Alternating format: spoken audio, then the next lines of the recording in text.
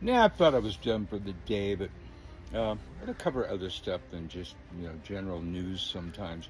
And watching an argument online about whether or not transgender people should be allowed to exist, which is ultimately the argument that these people are coming up with.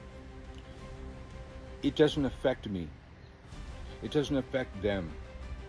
What other people choose to do with their bodies doesn't affect me. What genitalia they have between their legs doesn't affect me. Should I should have no opinion. People can be whatever they want. But I see these arguments from the right wing. It's science.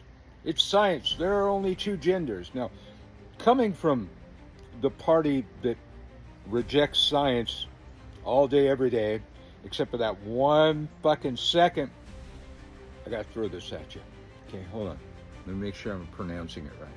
The word parthenogenesis. And I'm gonna need you to look that up because I don't have another screen where I can read it all out, but parthenogenesis is the act of reproduction without sexual union. On point A. Then later down the scroll, there are instances, and we've seen them with certain lizards, sharks, and other mammals, that can flip their gender when there's not enough opposite gender in their area to procreate. In other words, a male can become a female, put out eggs.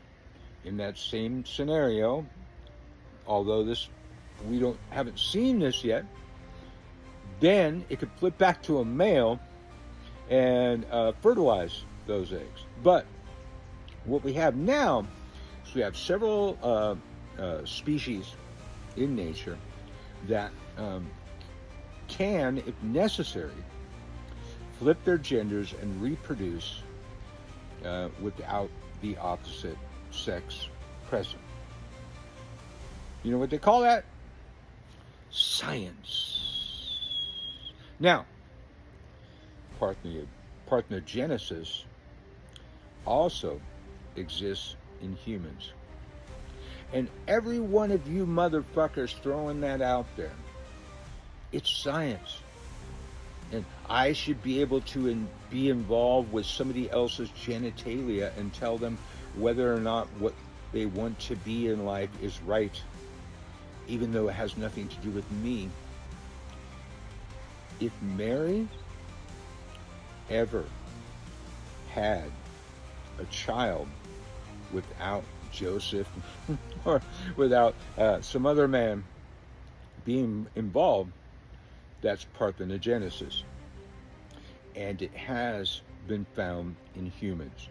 It has happened in humans, where humans have flipped the script, flipped their genders, reproduced without sexual union. In other words, within themselves, manifested male and female interacting with each other to create procreation without sexual union. Now, if you want to disavow parthenogenesis, well, ain't no way to explain Mary. Ain't no way. And I don't think there's any way to explain that anyways. I don't think that was parthenogenesis. But if that existed, virgin birth, which is part of the Greek name for parthenogenesis, is birth and virgin, and those words going together become parthenogenesis. So I wanted to throw that out there for you. Just a real quick one. For the next time that you have to argue with one of these troglodytes and they throw at you, it's science. There's only two genders. So you go look it up. It says a lot more than I just rattled off to you. You need to know that.